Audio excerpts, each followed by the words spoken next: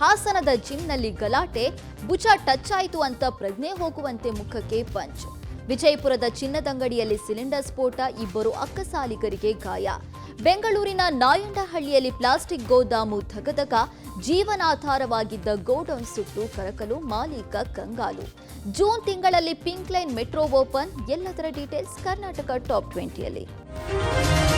ಜಿಮ್ನಲ್ಲಿ workout ಮಾಡುವ ವೇಳೆ ಕ್ಷುಲ್ಲಕ ಕಾರಣಕ್ಕೆ ಯುವಕನ ಮೇಲೆ ಮಾರಣಾಂತಿಕ ಹಲ್ಲೆ ನಡೆಸಿರುವ ಘಟನೆ ಹಾಸನ ನಗರದ ಎಂಜೆ ಫಿಟ್ನೆಸ್ ಸೆಂಟರ್ನಲ್ಲಿ ನಡೆದಿದೆ. ಕೀರ್ತನ್ ಮೇಲೆ ವರುಣ್ ಎಂಬಾತ ಹಲ್ಲೆ ಮಾಡಿದ್ದ.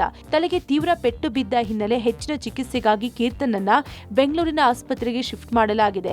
ಜಿಮ್ನಲ್ಲಿ ವರ್ಕೌಟ್ ವೇಳೆ ವರುಣ್ಗೆ ಕೀರ್ತನ್ ಭುಜ ಟಚ್ ಆಯಿತು ಅಂತ ಕೋಪಗೊಂಡ ವರುಣ್ ಕೀರ್ತನ್ಗೆ ಆವಾಜ್ ಹಾಕಿದ್ದ. ಬಳಿಕ ಮಾತಿಗೆ ಮಾತು ಬೆಳೆದು ಕೀರ್ತನ್ ತಲೆಗೆ ವರುಣ್ ಪಂಚ್ ಮಾಡಿದ್ದ. ಇದರಿಂದ ಕೀರ್ತನ್ ತಲೆಗೆ ತೀವ್ರ ಪೆಟ್ಟಾಗಿತ್ತು.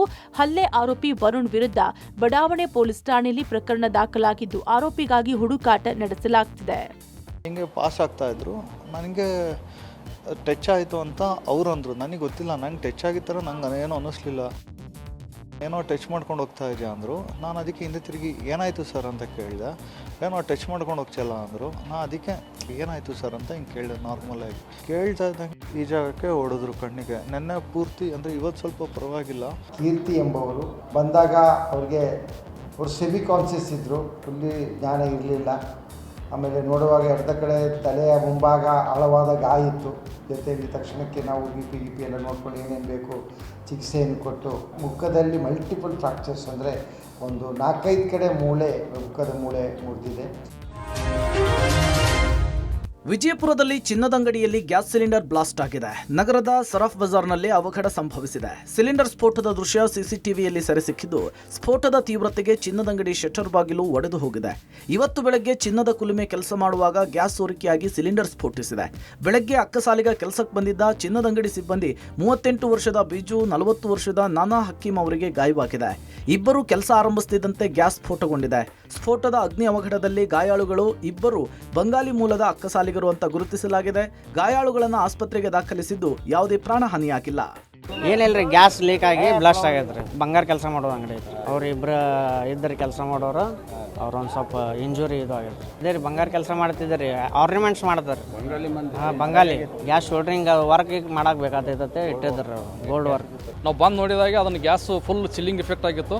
ಆ ಗ್ಯಾಸಿಗೆ ನಾವು ಕೂಲ್ ಮಾಡಿಕೆಸಿಂದ ಹೊರಗಡೆ ತೆಗೆದು, ಅದು ಡೊಮೆಸ್ಟಿಕ್ ಗ್ಯಾಸ್ ಇತ್ತು. ಡೊಮೆಸ್ಟಿಕ್ ಗ್ಯಾಸ್ ಲೀಕೇಜ್ ಆಗ್ತಾ ಇತ್ತು. ಕಮರ್ಷಿಯಲ್ ಗ್ಯಾಸ್ ಬರ್ತಿತ್ತು, ಬಟ್ ಅದು ಎಂಟಿ ಇತ್ತು. ಬೆಂಗಳೂರಿನಲ್ಲಿ ಮತ್ತೊಂದು ಅಗ್ನಿ ಅವಘಡ ಸಂಭವಿಸಿದೆ. ನಾಯಂಡಹಳ್ಳಿಯ ವೃಷಭಾವತಿ ಕಾಲುವೆಯ ಬಳಿ ಇರುವಂತಹ ಪ್ಲಾಸ್ಟಿಕ್ ಗೋದಾಮಿಗೆ ಬೆಂಕಿ ತಗುಲಿದೆ. ಪರಿಣಾಮ ದಟ್ಟ ಕಪ್ಪು ಹೊಗೆ ಇಡೀ ಏರಿಯಾಗೆ ಆವರಿಸಿಕೊಂಡಿತ್ತು. ಈ ಗೋಡನ್ನಲ್ಲಿ ಸ್ಕ್ರಾಪ್ ಮತ್ತು ಪ್ಲಾಸ್ಟಿಕ್ ವಸ್ತುಗಳನ್ನು ಸಂಗ್ರಹ ಮಾಡಿಡಲಾಗಿತ್ತು. ಟನ್ಗಟ್ಟಲೆ ಪ್ಲಾಸ್ಟಿಕ್ಕಿಗೆ ಬೆಂಕಿ ಬಿದ್ದಿದ್ರಿಂದ ದಟ್ಟ ಕಪ್ಪು ಹೊಗೆ ಮುಗಿಲೆತ್ತರಕ್ಕೆ ಚಿಮ್ಮಿತ್ತು. ಕೆಲಕಾಲ ಅಗ್ನಿಶಾಮಕ ದಳದ ಸಿಬ್ಬಂದಿಯಿಂದ ಬೆಂಕಿ ನಂದಿಸುವುದಕ್ಕೆ ಹರಸಾಹಸವೇ ಪಡಬೇಕಾಯಿತು. ಇನ್ನು ಗೋದಾಮು ಮಾಲೀಕನ ಮಗ ತಮಿಳುನಾಡಿನಲ್ಲಿ ಆತ್ಮಹತ್ಯೆಗೆ ಶರಣಾಗಿದ್ದ. ಮಗನ ಸಾವಿನ ಸುದ್ದಿ ತಿಳಿದು ತಮಿಳುನಾಡಿಗೆ ಹೋದಾಗ ಇತ್ತ ಗೋದಾಮಿನಲ್ಲಿ ಬೆಂಕಿ ಕಾಣಿಸಿಕೊಂಡಿದೆ. ತನಿಖೆಯ ಬಳಿಕ ಬೆಂಕಿ ಅವಘಡಕ್ಕೆ ಕಾರಣ ಏನು ಅನ್ನೋದು ಗೊತ್ತಾಗ್ಲಿಕ್ಕಿದೆ. ಬೆಂಗಳೂರಿನ ನಮ್ಮ ಮೆಟ್ರೋ ಪ್ರಯಾಣಿಕರಿಗೆ, ಅದರಲ್ಲೂ ಪಿಂಕ್ ಲೈನ್ ಮೆಟ್ರೋಗಾಗಿ ಕಾಯ್ತಾ ಇರುವ ಪ್ರಯಾಣಿಕರಿಗೆ ಗುಡ್ ನ್ಯೂಸ್ ಸಿಕ್ಕಿದೆ. ಪಿಂಕ್ ಲೈನ್ ಮೆಟ್ರೋ ಮಾರ್ಗ ಜೂನ್ ಮೊದಲ ವಾರ ಅಥವಾ 2ನೇ ವಾರದಲ್ಲಿ ಸಂಚಾರ ಆರಂಭ ಆಗುವ ಸಾಧ್ಯತೆ ಇದೆ. ನಮ್ಮ ಮೆಟ್ರೋ ಪಿಂಕ್ ಲೈನ್ ನಾಗಾವರ ಕಾಳಿನ ಅಗ್ರಹಾರದ ಮೊದಲ ಹಂತದ 7.5 ಕಿಲೋಮೀಟರ್ ಎಲಿವೇಟೆಡ್ ಕಾರಿಡಾರ್ ಜೂನ್ ಮೊದಲ ವಾರದಲ್ಲಿ ಸಾರ್ವಜನಿಕರ ಸೇವೆಗೆ ಮುಕ್ತವಾಗುವ ನಿರೀಕ್ಷೆ ಇದೆ. ಬಿಎಂಆರ್ಸಿಎಲ್ ಇದಕ್ಕಾಗಿ ಭರದ ಸಿದ್ಧತೆ ನಡೆಸಿದೆ.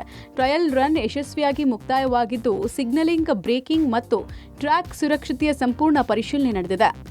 ಆರ್ಡಿಎಸ್ಒ ಪ್ರಮಾಣ ಪತ್ರ ನೀಡಲಿದೆ. ಬಳಿಕ ಮೆಟ್ರೋ ರೈಲು ಸೇಫ್ಟಿ ಡಿಪಾರ್ಟ್ಮೆಂಟ್ ಕಮಿಷನರ್ಗೆ ಬಿಎಂಆರ್ಸಿಎಲ್ ಪತ್ರ ಬರೆಯಲಿದೆ. ಪಿಂಕ್ ಲೈನ್ ಆರಂಭ ಆದರೆ ಟ್ರಾಫಿಕ್ಗೆ ಮುಕ್ತಿ ಸಿಗುವ ಸಾಧ್ಯತೆ ಇದೆ. ಒಟ್ಟು 6 ಸ್ಟೇಷನ್ಗಳನ್ನು ಎಲಿವೇಟೆಡ್ ಕಾರಿಡಾರ್ ಮಾರ್ಗ ಒಳಗೊಂಡಿದೆ.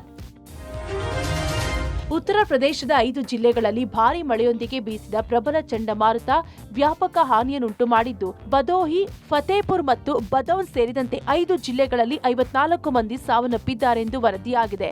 ಪ್ರಯಾಗ್ರಾಜ್ ಪ್ರದೇಶದಲ್ಲಿ 16 ಮಂದಿ ಮಳೆ ಸಂಬಂಧಿ ಅನಾಹುತಗಳಿಂದ ಜೀವ ಕಳೆದುಕೊಂಡಿದ್ದಾರೆ. ಭದೋನಿ ಜಿಲ್ಲೆಯಲ್ಲಿ 16 ಮಂದಿ, ಫತೇಪುರ ಜಿಲ್ಲೆಯಲ್ಲಿ 9, ಉನ್ನಾವೋದಲ್ಲಿ 4 ಮಂದಿ, ಬದೌನ್ ಜಿಲ್ಲೆ, ಚಂದೌಲಿ, ಸೋನಭದ್ರಾದಲ್ಲಿ ಹಲವರು ಮೃತಪಟ್ಟಿದ್ದಾರೆ. ಇನ್ನು ಬಿರುಗಾಳಿ ಹೊಡೆತಕ್ಕೆ ವ್ಯಕ್ತಿ ಹಾರಿ ಬೀಳುವ ದೃಶ್ಯ ವೈರಲ್ ಆಗಿದೆ. ಕಟ್ಟಡದ ಮೇಲ್ಚಾವಣಿ ಹಾರಿ ಹೋಗಿದೆ. ಅಕಾಲಿಕ ಗುಡುಗು ಸಹಿತ ಮಳೆ ಮತ್ತು ಸಿಡಿಲು ಬಡಿದು ಹಾನಿಗೊಳಗಾದ ಜನರಿಗೆ ಪರಿಹಾರ ನೀಡುವಂತೆ ಮುಖ್ಯಮಂತ್ರಿ ಯೋಗಿ ಆದಿತ್ಯನಾಥ್ ಅಧಿಕಾರಿಗಳಿಗೆ ನಿರ್ದೇಶನ ನೀಡಿದ್ದಾರೆ. ಸಂತ್ರಸ್ತ ಕುಟುಂಬಗಳಿಗೆ 24 ಗಂಟೆಗಳ ಒಳಗೆ ಪರಿಹಾರ ಕಾರ್ಯಗಳನ್ನು ಪೂರ್ಣಗೊಳಿಸಬೇಕು ಎಂದು ಸೂಚಿಸಿದ್ದಾರೆ. ಬೆಳಗಾವಿ ಜಿಲ್ಲೆಯಲ್ಲಿ ಬಿರುಗಾಳಿ ಸಹಿತ ಧಾರಾಕಾರ ಮಳೆ ಸುರಿದಿದೆ. ಬೆಳಗಾವಿ, ಗೋಕಾಕ್, ಕಿತ್ತೂರು, ಬೈಲಹೊಂಗಲ, ಖಾನಾಪುರ ಸೇರಿದಂತೆ ವಿವಿಧ ತಾಲೂಕಿನಲ್ಲಿ ಮಳೆರಾಯ ಅಬ್ಬರಿಸಿದ್ದಾನೆ. ಬಿರುಗಾಳಿ ಮಳೆಗೆ ಗೋಕಾಕ್ನಲ್ಲಿ ಬೃಹತ್ ಜಾಹೀರಾತು ಫಲಕ ಹಾರಿ ಹೋಗಿದೆ. ಜಾಹೀರಾತು ಫಲಕದ ಪಕ್ಕದಲ್ಲೇ ಇದ್ದ ವಿದ್ಯುತ್ ಕಂಬಕ್ಕೆ ಹಾನಿಯಾಗಿದೆ. ಅದೃಷ್ಟವಶಾತ್ ಯಾವುದೇ ರೀತಿಯ ಪ್ರಾಣಾಪಾಯ ಸಂಭವಿಸಿಲ್ಲ. ಮತ್ತೊಂದೆಡೆ ಜಿಲ್ಲೆಯಲ್ಲಿ ಸುರಿದ ಮಳೆಗೆ ಅಲ್ಲಲ್ಲಿ ಮರಗಳು ಧರೆಗುರುಳಿದೆ. ಖಾನಾಪುರ ತಾಲೂಕಿನ ಭೂರಣಕಿ ಗ್ರಾಮದಲ್ಲಿ ಭಾರೀ ಗಾಳಿ ಮಳೆಗೆ ಶಾಲೆಯ ಮೇಲ್ಚಾವಣಿ ಹಾರಿ ಹೋಗಿದೆ. ಶಾಲೆಗೆ ಸ್ಥಳೀಯ ಶಾಸಕ ವಿಠಲ್ ಹಲಗೇಕರ್ ಭೇಟಿ ನೀಡಿ ಪರಿಶೀಲನೆ ನಡೆಸಿದ್ರು. ಜಿಲ್ಲಾಧಿಕಾರಿಗಳಿಗೆ ಕರೆ ಮಾಡಿ ಶಾಲೆ ದುರಸ್ತಿ ಮಾಡುವಂತೆ ಸೂಚಿಸಿದ್ರು. ಬೆಂಗಳೂರಿನಲ್ಲಿ ಭಾರೀ ಮಳೆಗೆ ಬೌರಿಂಗ್ ಆಸ್ಪತ್ರೆ ಗೋಡೆ ಕುಸಿದು 7 ಮಂದಿ ದುರಂತ ಅಂತ್ಯ ಕಂಡಿದ್ರು. ಇದೀಗ ಬೌರಿಂಗ್ ಆಸ್ಪತ್ರೆಯ ದುರಂತ ಸ್ಥಳಕ್ಕೆ ಸರ್ಕಾರದ ಮುಖ್ಯ ಕಾರ್ಯದರ್ಶಿ ಶಾಲಿನಿ ರಜನೀಶ್ ಭೇಟಿ ಕೊಟ್ಟರು.